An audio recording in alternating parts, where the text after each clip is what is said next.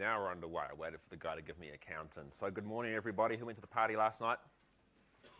Who watched the Block NZ instead? Who went to the gym this morning? Who knows who won the block, right? Come on. Yeah? Who won the block? Ben and Libby. Guess who I saw at 5:20 this morning walking to the gym? Yes. He didn't look like he was going to the gym, I can tell you that right now. No, I think Rachel was in, yeah. Yeah, someone didn't make any money whatsoever on the Block NZ last night. So hi, my name's Chris Auld. I know plenty of you. I work for a company called Intergen. Used to be based out of Wellington, but I live in Rotorua now and just get on the plane every week.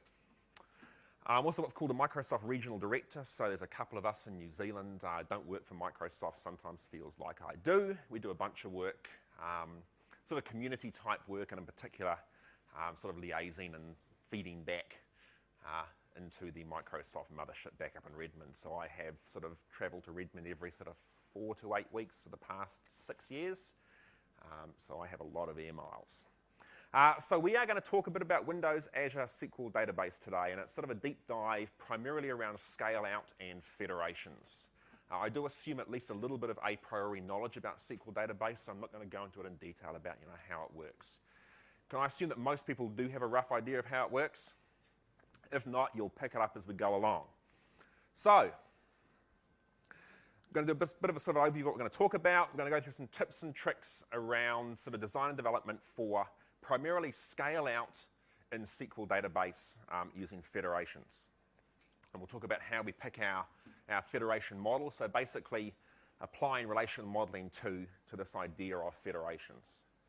We'll talk about reference tables, central tables, federated tables, and we'll talk a bit about some keys.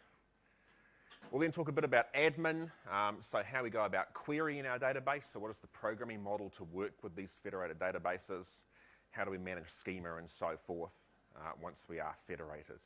And then finally we'll talk a bit about sort of the vNext stuff, so what's coming from the SQL Azure team. I do a lot of work actually with the SQL Azure team in Redmond, do a lot of research for them, which often involves picking up all of the other cloud vendors' platforms and seriously kicking the tires.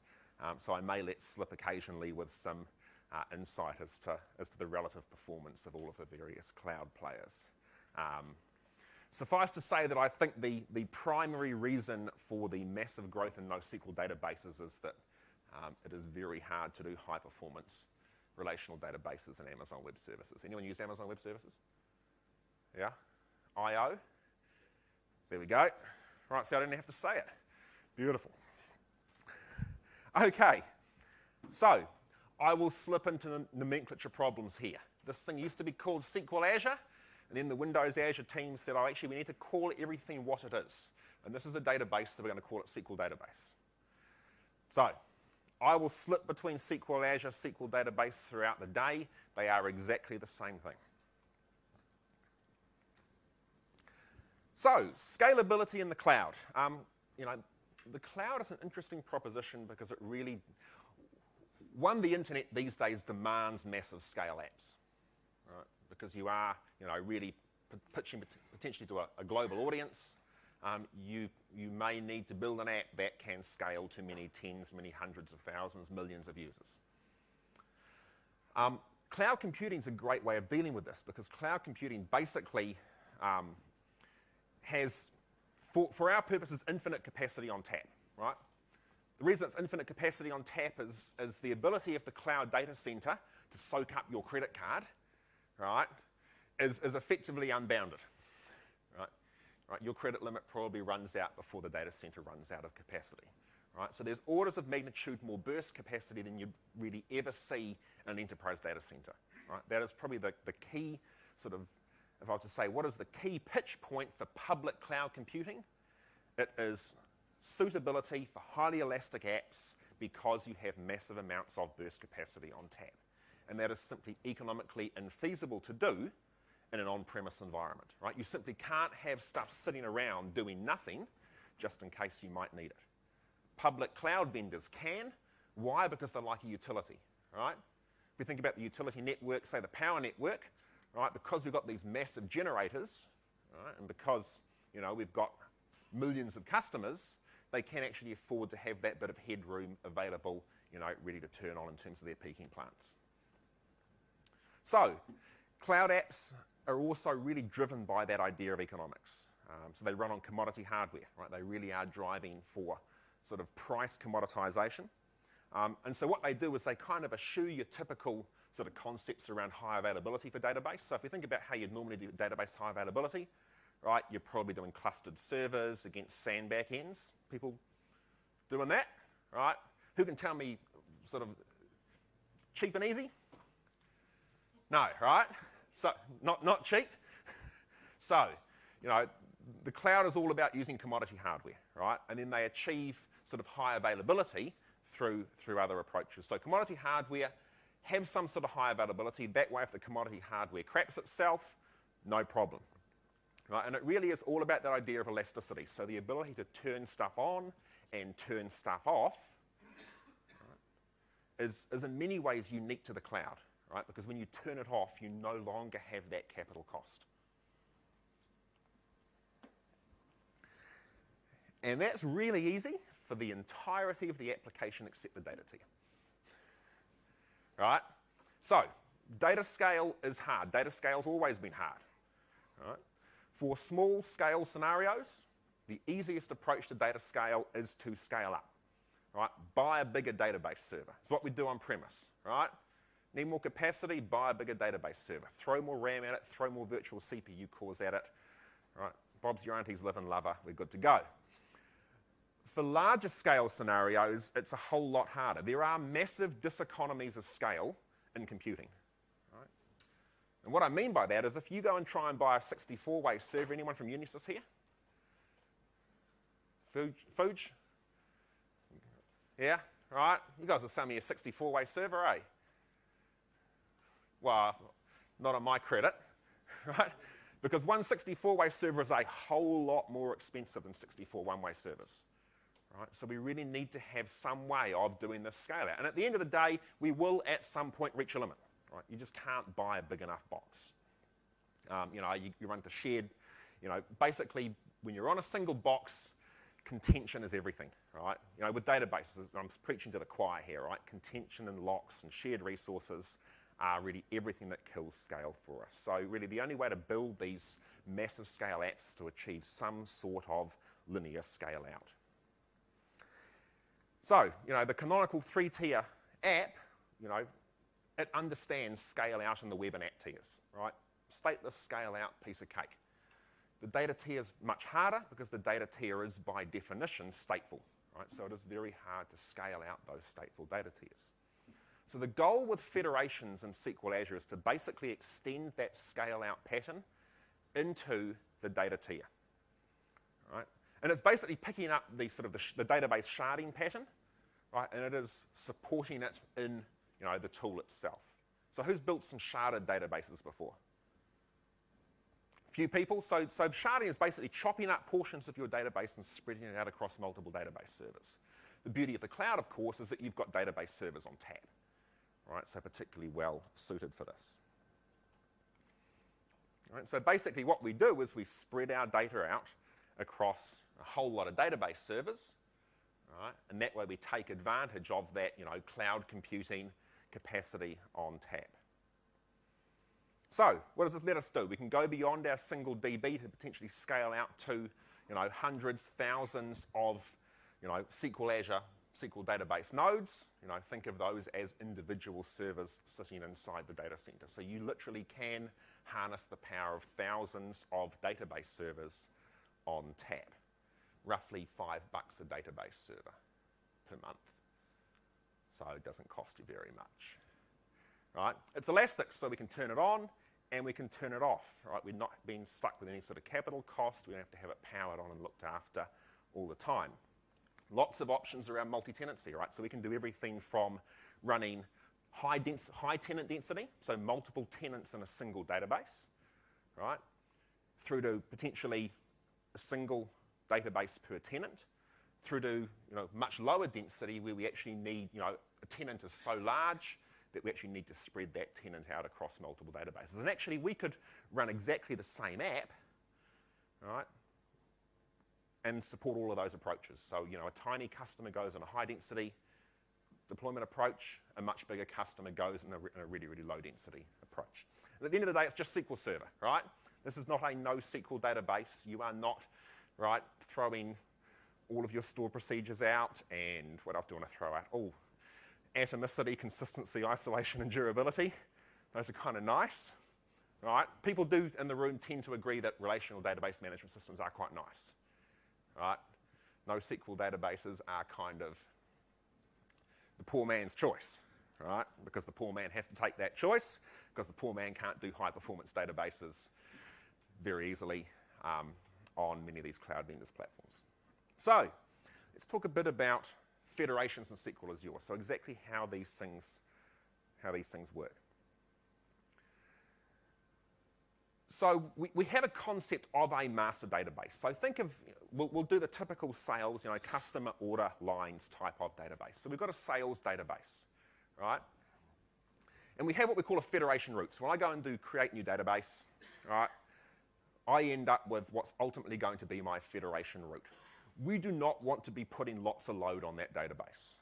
That is effectively, that's our single point of failure. We can put data in there, but that data should be things like metadata, very infrequently touched, right? Very infrequently looked at, very infrequently written to.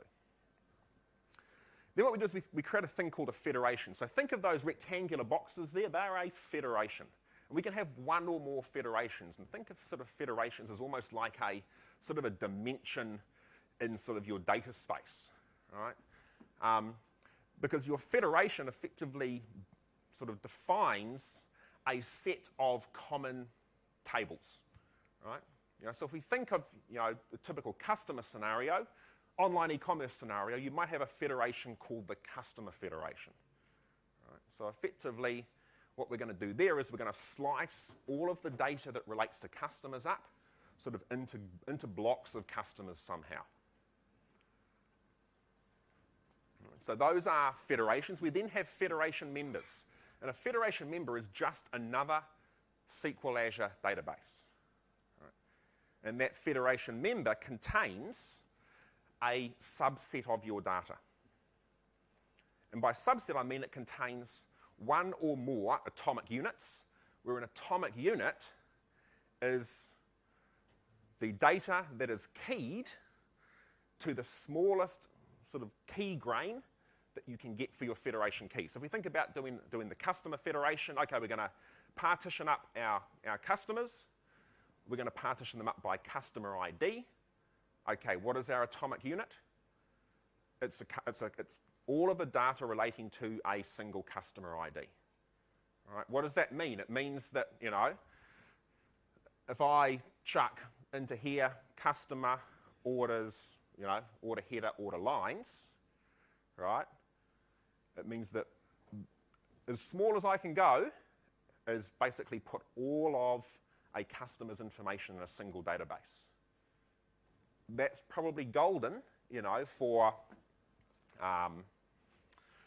me going to an e-commerce store, right? So if the customer is Chris Auld, we're probably good to go. If the customer's Walmart, right, we might have some challenges, i.e. we might actually, that atomic unit might need to be, sharded further. Okay, so once we've set this federation up, SQL Azure then supports basically changing the partition structure while we're online. So what we can do is we basically can tell it to split some of those federation members. So a federation member currently contains 100 atomic units, 100 customers. We can tell it to split, right? And it will, as an online operation, effectively chop that database in half, right? Push the relevant records out to the two new federation members, then get rid of the old one and bring those two new members into our federation. And it's always capable of routing your requests to the appropriate database member. Right? And this happens entirely online. Right? So basically, you can be applying transactional load the whole time through. Question here. Yep, absolutely. The split can occur entirely under transactional load. right? So now what will happen is there's a split second where effectively it needs to change. You're effectively being routed through to these federation members. And it will at some point disconnect you, right, and force you to reconnect, and you'll then get connected to the new federation member. But if you have transactions in flow, right, it'll roll back those transactions appropriately. So you have strong consistency throughout that process. Does that answer your question?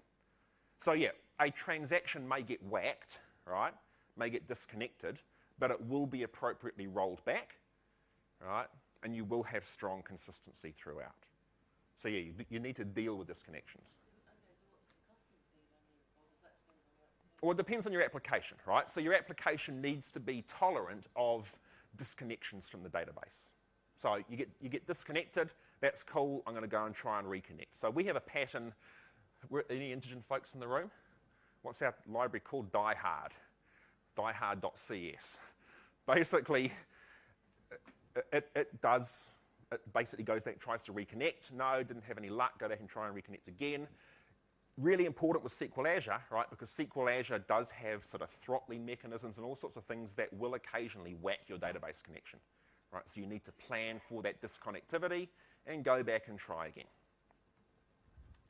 But you have guaranteed consistency, right? So it is still, a proper relational database with, ACID transactional properties. We have another thing called drop that basically effectively chucks out federation members. It's not merge, right? So while split picks up your data and moves it to separate databases, there is no merge to bring them back to a single database, right? There's just throw that one away, and put that range back into sort of a blank database, right? Or stick that range, right, in one of the existing databases, but we throw the data away. And we'll talk a bit about how you achieve merge later on. It uses what we call data-dependent routing. So data-dependent routing is basically saying, I've got to go and hit an appropriate node based on the data I want to work with. Right? So that means that my app doesn't need to know about all the federation members. You can build your app such that it can be completely ignorant about how many federation members you happen to have, because when you run the use federation statement, you're actually going to pass in the ID of the federation key, right? So the federation key value, and that's going to route you to the appropriate federation member. And we'll see towards the end that there's been some significant work done recently to make this work a whole lot better with connection pools, right? Because it has been challenging doing connection pooling in these really, really large scale apps. So with that, let's do a quick lap of federations.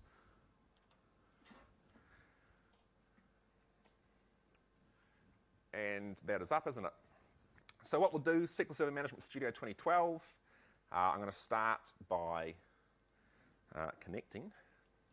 So SSMS 2012 now has native support for working with SQL Azure. It's not quite as draggy, droppy, clicky as you might like. There's still plenty of T-SQL to be written, but hey, we're all like advanced DB people, so we love cutting T-SQL. I'm going to start by creating a database. And then I'll connect to that.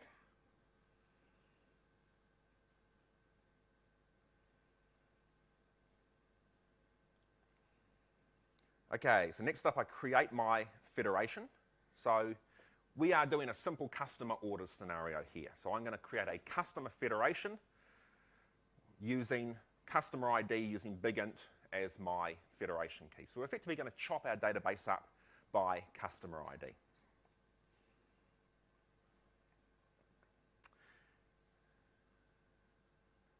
And there are some views that we can use that will actually come back and tell me a little bit about my newly created database and my federations, right? So you'll see at the moment, I have my federation defined, and I have just one federation member, right? That means that my current federation member will contain all of the data from -9 to the power of quite a lot, right?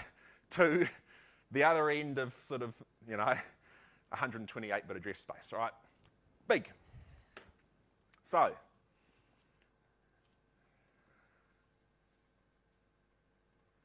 what we'll then do is we need to connect to our federation member. So we're just going to connect to the federation member, use federation, customer federation, pass in a customer ID. We just pick anything within that, within our entire range, and that's going to connect us to the correct federation member. And then we'll go through and create our tables. So we're creating the tables before we do any splitting, right?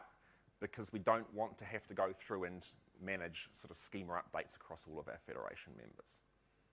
So I'm just going to create a customer table and an orders table.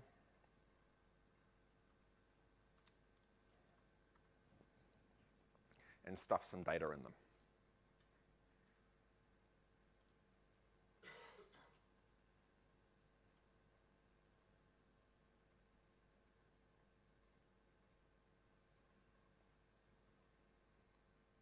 Okay.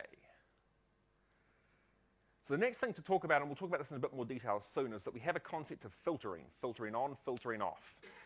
When we turn filtering on, it basically restricts the data that we can work with in the federated tables inside a member to only rows that contain the federation key that we pass in. Right? So at the moment we're working with filtering off. And that means when we run our queries, in particular this last one, you'll see that the range of data that we've got is we see the full range of data, right? From 22 to 210. Now let's split that. Now split is an asynchronous operation. So basically it's submitting a job to SQL Azure, and then SQL Azure is going away in the background and creating these new databases, moving the appropriate rows, ensuring that transaction load is, that effectively it reconciles them all the way through to the final point where it changes over your connections to the new databases. And we can use one of these dynamic management views. Please do not crash on me. So we have some dynamic management views that we can use to watch what's going on there. And you'll see I've got a % complete. This is a little like watching paint dry, but it is actually reasonably quick. This is the reason, by the way, that SQL Azure has a size limit on the databases it supports, right? Because it basically runs 3 copies of every database, 3 transactionally consistent copies of every database. And when you write to your database, right, it does synchronous transactional commits across all 3 replicas. Reason it does that, they're on commodity hardware. If one goes away, it will then spin up another one, bring it back to transactional consistency, and you're off and rolling again, right? 150 gigs is a lot of data to move around the data center to bring your new database back online. Right? It started at 10 gig, right? So it's improving. But that's the reason that there is a size limit there. Okay, so I'm now split. 150 gig. Yeah, 150 gigs. So if I have a look now at my federation members, you'll see I've now got 2 federation members. So I've got one that runs from sort of absolute minimum through to ID 100, one that runs from ID 100 through to the absolute maximum. So if we connect to the second federation member with filtering off, right, you'll see I'm now picking up from 100 through to 210. And if I do a select star from customer, I am going to pull back all of the customer records that happen to sit inside that federation member.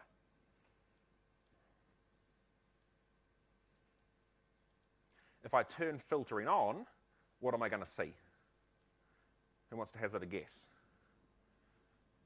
What are these last 2 queries going to give me?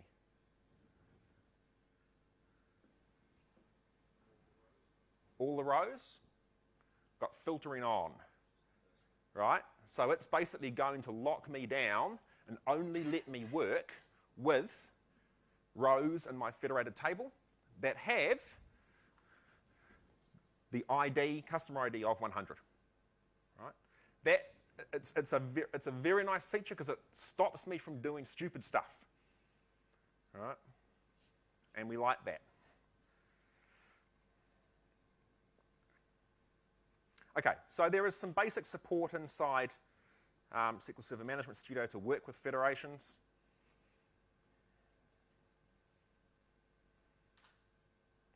If I go find my database,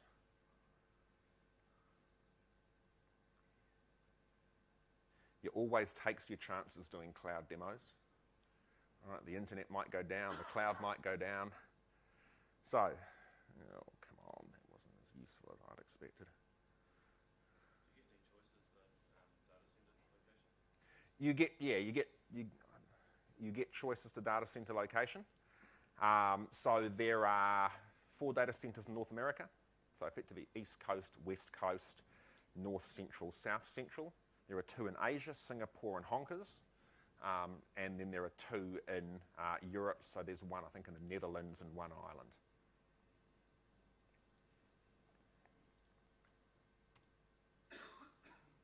Try that again.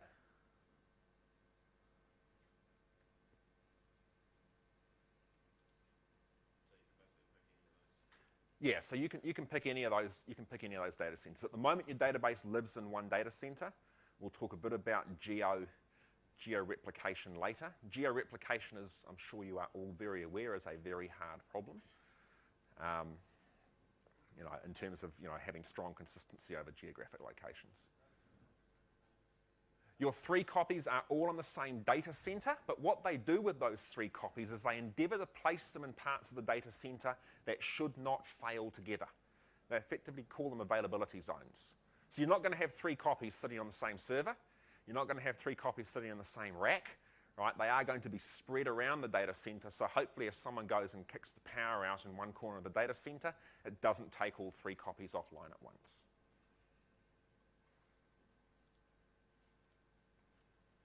Okay, so there's my TechEd database. And we can now see the federations. And you can see those federations from the SQL database management portal as well, so the online portal that you get. If you go to www.azure.com, sign into the portal at the top left, you'll get some basic view of your databases. And that's the HTML5 portal. To get to the SQL management portal, you actually need to click your database, go down to the bottom, click Manage, and that'll take you to another site, which is the old style Silverlight that they haven't managed to rewrite into HTML5 yet.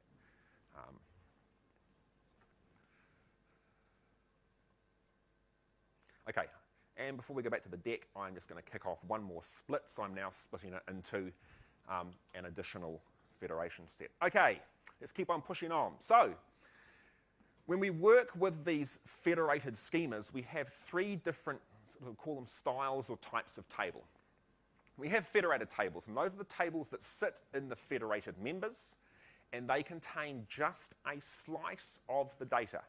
Right, so just a slice of the data that's defined by the range of federation keys that are being handled by that federation member. That is where you put your data, right, that you need to do read-write operations against, right, at scale. Right. And remember, these are single databases, so our transaction scope is bounded by that federation member. We don't have any support for cross-database transactions.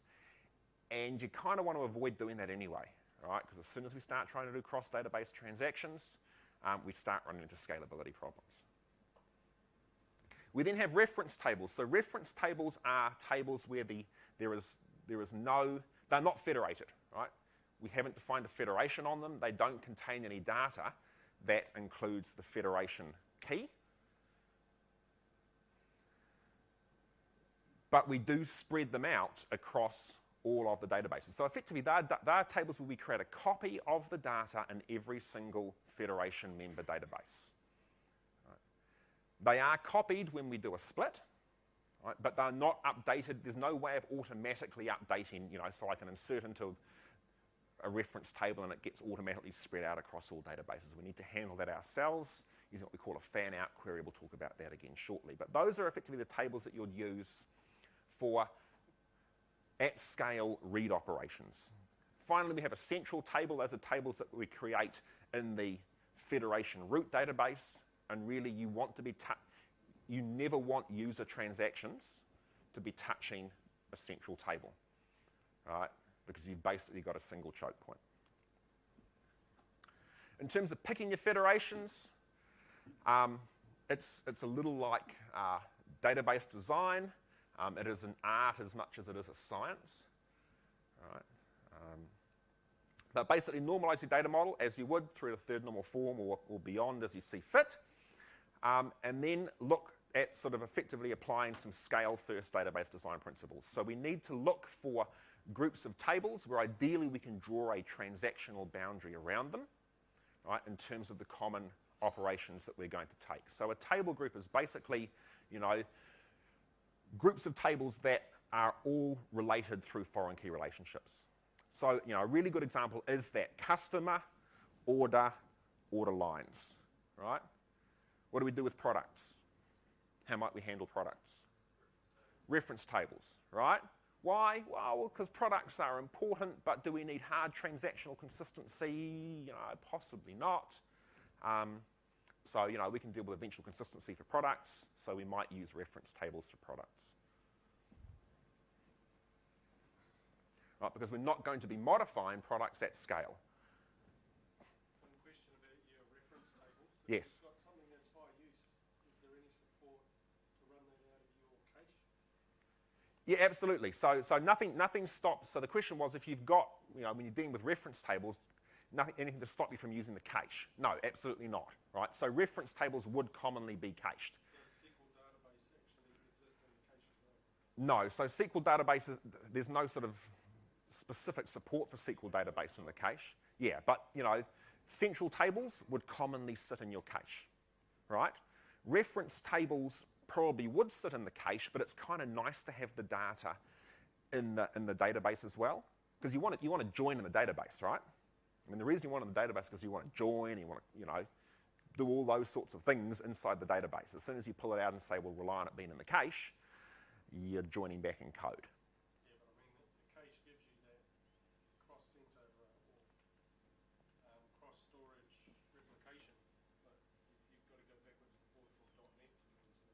Yeah, yeah. Nothing stops you from using caching here, but where you want to sort of join and query within the database, right, using SQL, you know, you can effectively treat your reference tables a little bit like a cache that you've got to update yourself.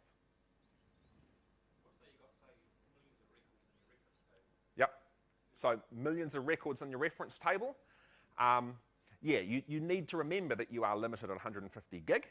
Right? So you've got some sort of choke on a per member basis. It's either going to be volume, got more than 150 gig of data, or it's going to be transactional throughput.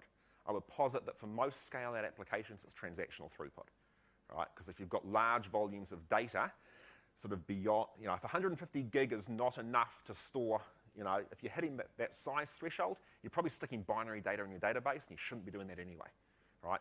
Please, if you go away with just one thing to remember, woe betide anybody who puts binary data in a SQL Azure database, right? Absolute no-no. Right? It's 64 times more expensive than storing it in Windows Azure storage. If you've got large binary data, stick it in Windows Azure storage and store a pointer to it back in the database. Right? There is absolutely no reason to store large binary blob data in SQL Azure because there's no support for iFilters and so forth to index it, so you'll never be querying on it.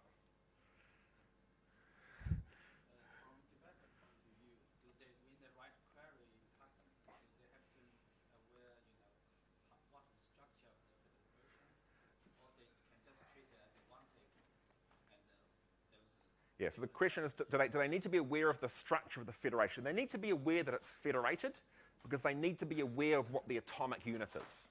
But they're going to go use federation, passing in customer ID of 100, and beyond that, they don't need to have any additional concerns as to the fact that it's federated. They don't need to know how many members there are and so forth. Right? You don't need to maintain a partition map. In terms of picking your federation key, right, ultimately this is largely defined by the tables that you choose as your federation members, and it's often going to be reasonably obvious, right? What you do have to remember is that ultimately your federation key defines your atomic unit, because that's the smallest unit, right? It's effectively as highly sharded as you can get, right? Customer ID is the federation key, right? The smallest you can go is one customer per database. Right? If we're Walmart and we can't handle Walmart on a single database, we've got a major design problem. Right? So you do need to choose that sort of stuff carefully. Reference tables, as we said before, they're basically cloned to all members when we do a split. All right?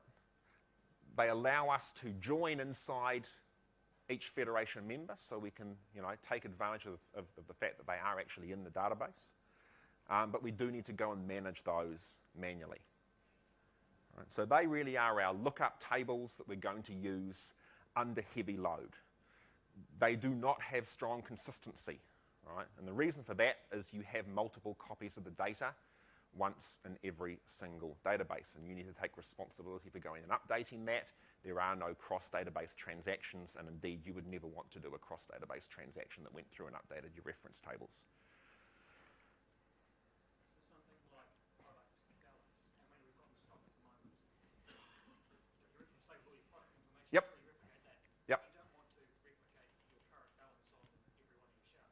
No, right? You probably don't want to update, so you would need to think, how do I handle that, right? And you probably, the question was, product and stock, right? The stock balance. How would I handle that? I would probably handle that using some sort of compensatory behavior, right? So I would always try and assume that it was in stock, and then I would go and hit the database that actually has the balance, right? And fail hard, come back and take some compensatory action to roll that back out. Unique keys. There wasn't a question over there, was there? No. So, identity property is not allowed on federated tables. Who can tell me why? Well, how are you going to keep them consistent? Well, I could keep them consistent by just putting the identity generator in the federation root. But you can't go slicing it, let's try and do automatically generate identity. I mean, I sort of can. I could put the counter in the federation root, but that basically gives me a single point where pretty much every single transaction that hits my 1,000 database-wide cluster all goes back to the one server to go and get an identity value.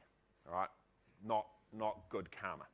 So, I mean, identities are nice, but basically because we have that shared counter, shared stuff don't scale, right?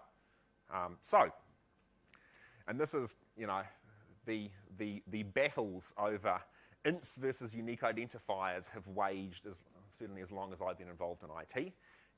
You should strongly consider using a unique identifier, and if a unique identifier is not big enough, you can use var binary, and that'll give you up to 900 bytes. All right? So you can make big keys. Why is the unique identifier is GWID particularly nice? They are unique. Right? So it's a really nice property because it means that we can generate them in any tier of our application. And they provide a really nice distribution over an enormous address space. Who can tell me what a GWID actually is? Exactly. It's the hexadecimal representation of a 128-bit integer. Right? That is a very large number. That's how we can guarantee that uniqueness. Right? And the nice thing is that the GWID function, right, does a really good job of giving you a nice random distribution, right? Because if we think about how we want to fill up our databases, ideally we want to sort of fill them up pretty much equally as we go along. If we use the GWID function, right, we basically get a nice random distribution of numbers, which means that we key into the databases and they roughly fill up equally. So, the GWID is going to be a common approach to generating your federation key. Not for everything. There will be scenarios where you actually want to key using something else. Okay, then it comes to how do we deal with this from an application programming point of view. So the first thing we need to understand is this idea of data-dependent routing. So data-dependent routing is the mechanism that frees us from having to have our application know about how many federation members we've got, right? Because if you think of how you do a typical sharding pattern, or how we used to do sharding, you would know exactly what all your databases were. You'd keep some sort of map, you'd probably cache that map, right? And as you added a new federation, as you added a new shard, you'd have to go and update your cached map, and you would do all the work needed to find the appropriate connection string to point your app at the right database for the particular work that you wanted to do. The used federation statement, where we pass in the federation key, will route us to the correct database. And it'll route us to the correct database when we're under that split operation, right? So we get pointed at the right database, the split's going on, and as we need to change, it's going to disconnect us when we reconnect, right? It'll route us to the new database.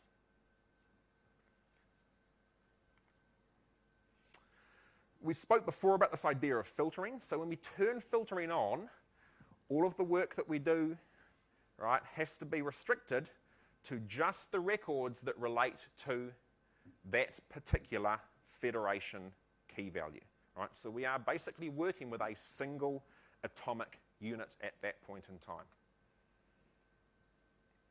You should try and do most of your work in your application with filtering on, right?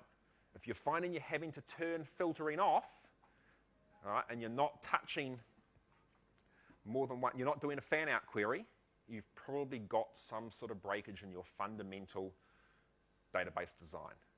Right, so you probably need to go back and have a look at that.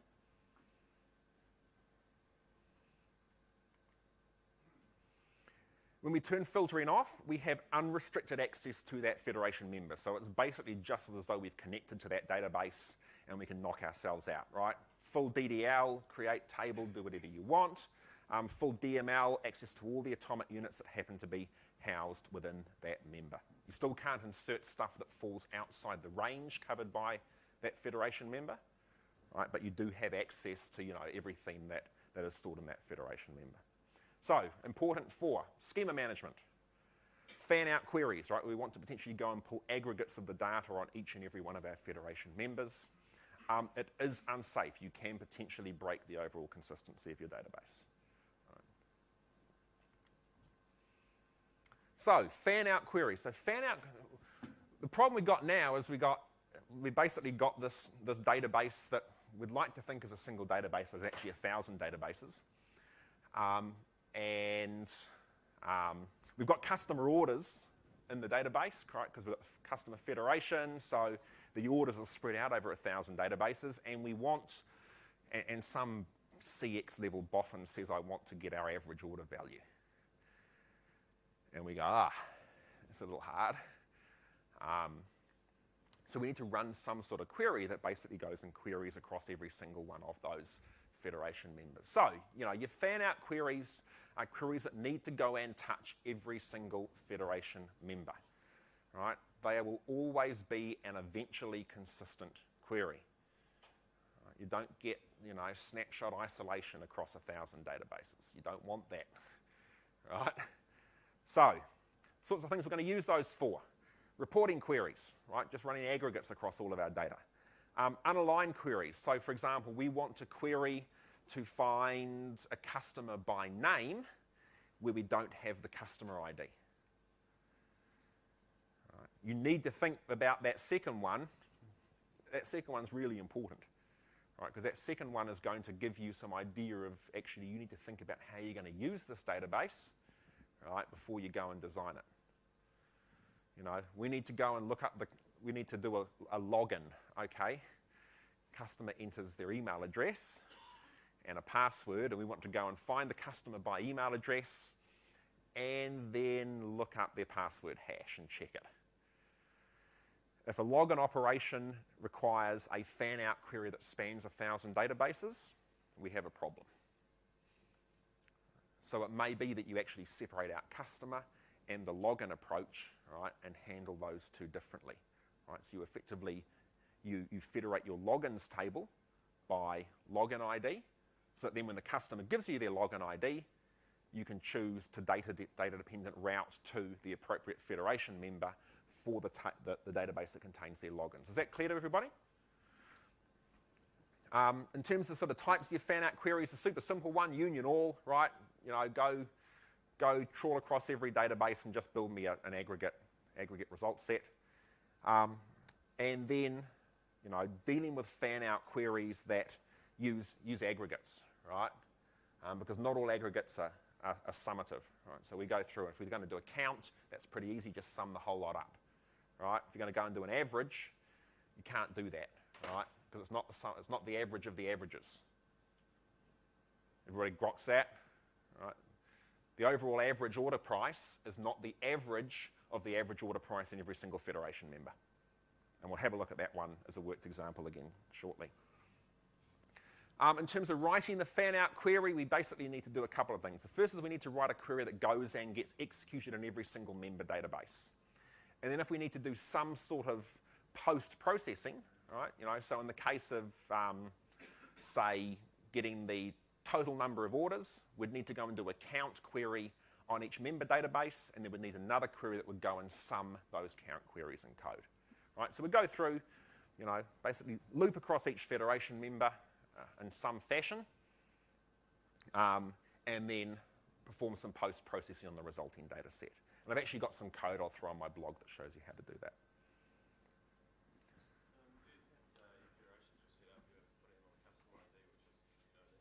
Yeah. Sequential sort of thing. Yeah. How do you actually go about generating that sequential number? Oh, I was being slack and lazy. So when I ran my sample script is not best practice. The reason I used integer is because I wanted some sample data, and so I went to AdventureWorks, and someone, bless them, back in about 1994, decided that AdventureWorks would be keyed on an auto number, probably back in Microsoft Access, because that was kind of all the rage back then. And so I grabbed that sample data, and so that's what I did. No, you want to try and avoid having, any sort of identity column auto number sort of crap. GUIDs are the way to go for this type of approach. Yeah, GUIDs federate nicely, right? As I said before. So GUIDs federate nicely because the GUID algorithm generates a unique random number, right, that's randomly distributed across the full 128-bit address space. So what that means is we're going to get a nice flat distribution, and we can then just go and chop it, right? So start with one database, okay, chop it in half, right, at the halfway between negative 120, negative, 2 to 128, positive 2 to 128, right? Okay, chop it next, chop it next, chop it next, chop it next. We actually know exactly where all our split points are if we want to just chop it up. Would I ever consider using date? So date's an interesting one. Yes, I would consider using date, particularly for a database where it wasn't changing a lot. The problem with using date, right, is that you'll often get in a situation where the most recent date is the hottest partition, right? So let's say we partition the orders in our database by date. We end up in a situation where all the historical orders, right, from sort of 99, they're in their own database. And then the most recent orders from 2012, they're in their own database. And we're taking a whole lot of orders. We're not taking many orders right now for 1999, right? So we end up with a really hot shard. Now that may be okay if what we're really interested in is not dealing with transactional load, but just literally going through and filling up buckets, right? Okay, 150 gigs of that, right? Next, 150 gigs of that, next. That's fine. If you're sharding for transactional load, date will often get your fingers burnt, right? Because you end up with that most recent date part shard just being hot, hot, hot. Does that answer your question? One point about the pseudocode, and the code I've got does two variants. One is it does something like this, which is a simple while loop, all right? Who can tell me what's wrong with a simple while loop? Perf. This is pseudocode, just, PowerPoint code, right? The big problem is that this is a network-bound operation, right? So that the biggest impact to perform this is the hop that we're taking from our middle tier, our web tier, across to the database server each time. So each time we go through the while loop, right, go go execute the query. Okay, we'll hop 30 milliseconds across the network, run, we'll hop back, and actually that run, it just screams to do this in parallel, right? So the code I've got will actually show you how you do it in parallel, right? So just spin up, use task parallel library and off you go. So, quick look at a fan-out demo. We're tracking pretty well for time. Okay, so we saw before that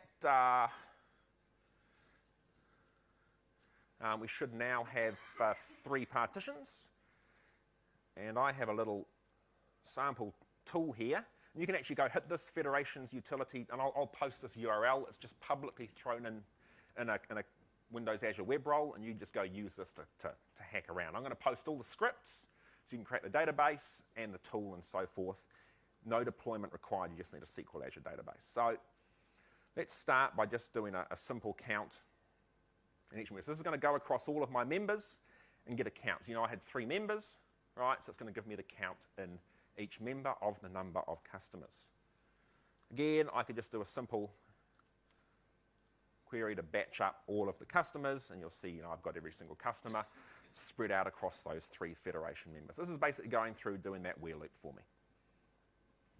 So that's the easy stuff. It starts to get a whole lot more interesting when we start thinking about aggregates. So in this one, right, I want to get the total order values of customers having a total order value greater than 1,000. And this is actually not too bad. And why is it not too bad? It's what we call an aligned query. And an aligned query is where the grouping operator that we're using, right, the grouping operand is aligned to our federation key. Right? So what that means is that we're never having to, we're not doing any grouping across federation member boundaries. Right? It's all bound within that single atomic unit. So that should be hunky-dory. And again, you know, just because it's, remember, it doesn't mean that can be the only grouping operator. It just means that all the things we group by have to effectively have dependency on that atomic unit ID, right? So, yep, customer ID is the federation key. First name is dependent on customer ID. Last name's dependent on customer ID. Company name, at the moment in my crappy database structure, is dependent on customer ID. So we can run that, and off we go. Correct. So exactly. So what if we want to do it by company name?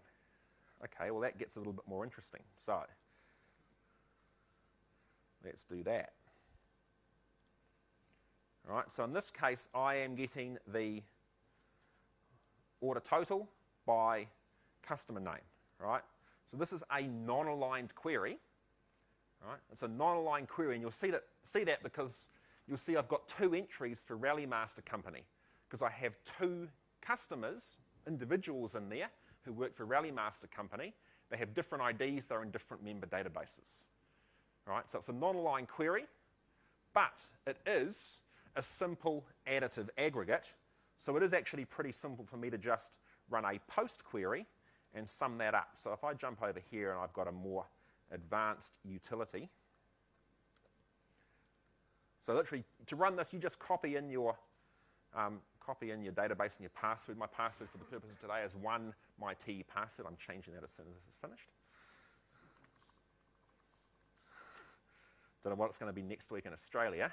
Right, so the tool supports effectively that 2-phase querying, right, where I have my first query that we just saw, right, and then I can do that post-processing query. So in this case, I'm just going to then go through and again sum up the order total by company name, and hopefully reasonably obvious what that's going to do. Nice and simple, it gives me the totals by company. So that one's reasonably easy. Okay, so next let's think about an aligned query with non-additive aggregates. All right, so the average order size per customer. So in this case, I am grouping by customer ID.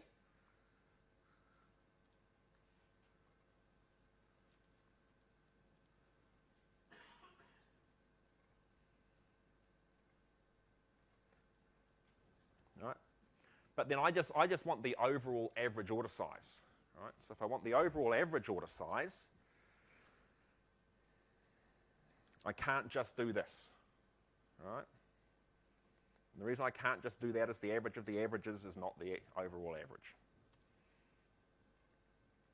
So what I actually need to do is I need to think a bit more about it. I need to break out and actually get my first query to get me the sum total of all the order values and the count of all the orders, and then actually do the averaging, right, down in my summary query.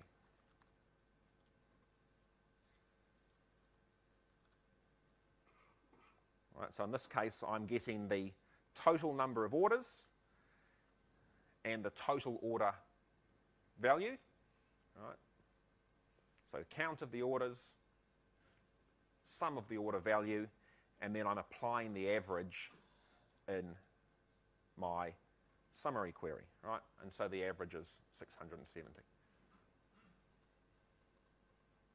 Back to deck, it tells me. That's good. I am going to run out of time if I'm not bloody careful. Okay, so administration. All you really need to know here is once you have split, each federation member is a completely distinct and independent schema. Therefore, you can change the schemas at will, turn filtering off, go and apply your DDL. It does also mean that you can get yourself into a pile of crap because you go and have a completely different schema in all of your member databases. So you need to think about how you do schema management. That's easy enough to do. Simply run a fan out query, right, to go through and do that schema management. Be conscious of the challenges that will present you once you're under load and all of the other things that come with updating database schema for running applications. Endeavour to have idempotent scripts, so that means that the script has the same result no matter how many times you run it. In terms of configuring your federation layout, so layout is really the number of federation members that I have. What are my federation members going to be and what are my split points? If all you're really after at the end of the day is to be equally full partition members, you're using a grid, you know exactly where your split points are going to be all the way through to having, you know, one member database per atomic unit, right? I suspect you'd probably run into credit card limit issues there. You need to think about how is my application bound, right? Is it bound by data volume, right? Or is it going to be bound by transactional load? And again, I posit that in most scenarios, you are aiming to use federations to scale out to deal with transactional load. You know, what do you expect your load to be, right? And therefore have a plan as to what your splitting approach is going to be. Take advantage of the throughput benefits of SQL Azure, because every SQL Azure database, well, in most cases, as a rule of thumb, SQL Azure databases are going to end up living on separate nodes inside the data center, right? And you know, it's governed only by data size. So you buy a 10 gig database, you have the potential to take full advantage of the whole database server that you're sitting on. It's a complete side topic that we won't get into about, you know, when you get throttled and so forth. Talk about that afterwards if you want to. But suffice to say, more small databases are better. Right, so endeavour to have more small databases if you possibly can. You can use a bunch of dynamic management views to determine where and when to split. Ideally have some metrics that you monitor to try and identify when you're going to split. You know, concurrent requests, how many users have I got on the site, am I getting throttled by the database throttle, and then split at that point in time. Be careful not to overshoot. One, overshooting means you're going to start spending more money than you really need to. Two, when you overshoot, it is very hard to come back because there is no merge operation.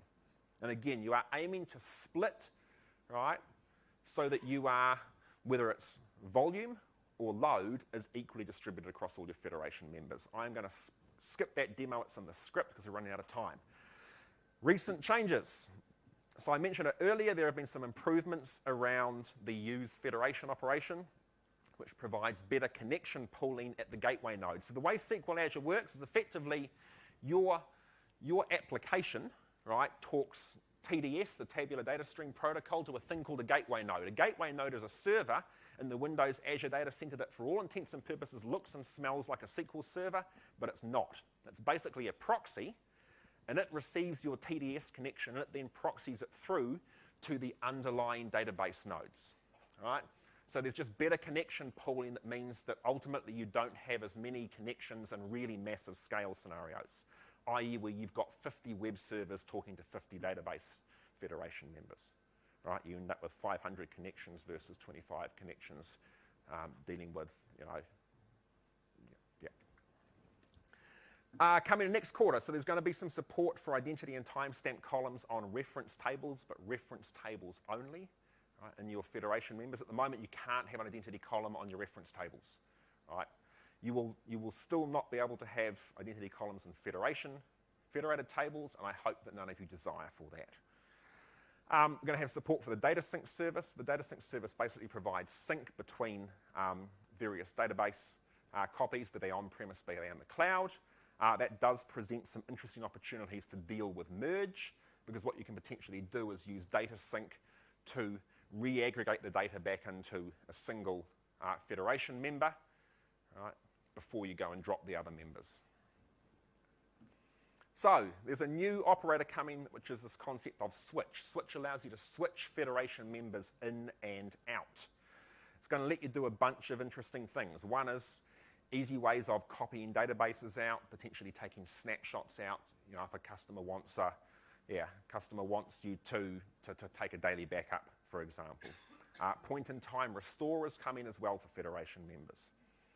Sorry, I am being rushed now, unfortunately.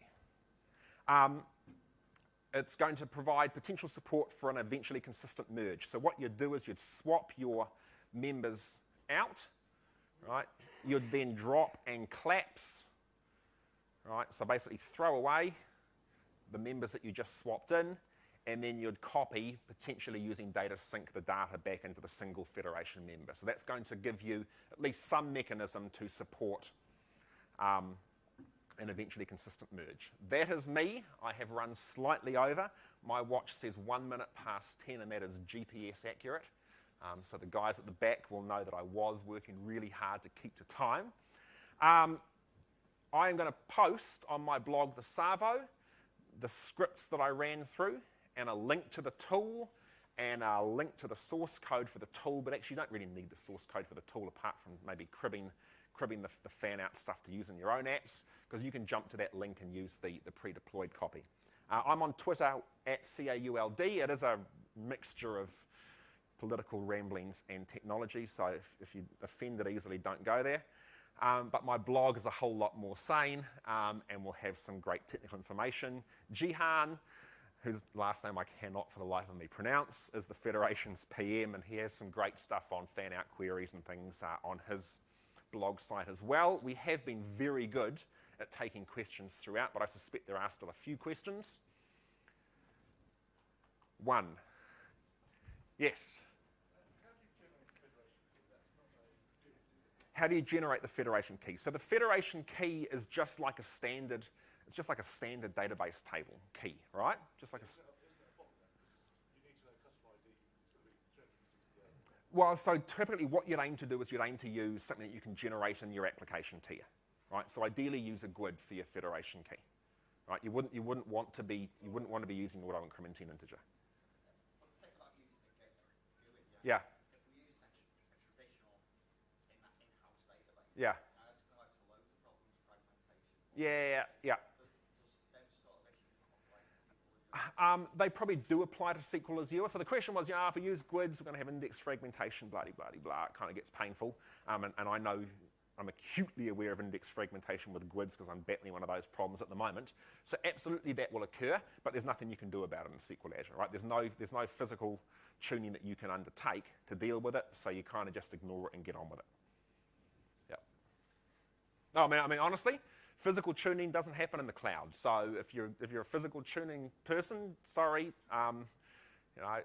just can't happen. So what I'm going to do, folks, I'm going to take any additional questions over at the Intergen Racing Car booth. Thank you all for coming along. Please do fill out your evals. Good ones gladly appreciated. Average ones, please come and see me at the booth. No, honestly, I would appreciate your feedback.